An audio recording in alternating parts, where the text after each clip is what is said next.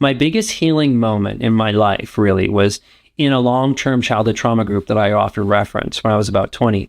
And a fellow member who I triggered, and we actually, because of that trigger, we did some conflict work together with the help of a therapist. And the end result of that was the person I triggered simply said to me, "You're a good person." And that conflict was about me showing up in my trauma self or my inauthentic self. And I would unintentionally minimize people's feelings because when people were upset, I feel like I was responsible for the upset and also responsible for fixing it. I really didn't have the ability to just sit with someone's pain.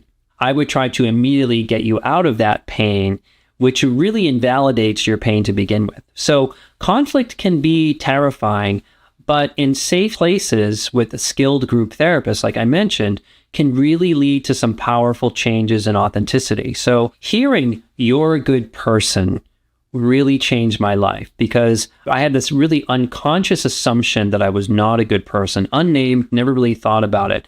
But because of my childhood trauma, that's really the way that I operated in the world. And being a good person stuck with me.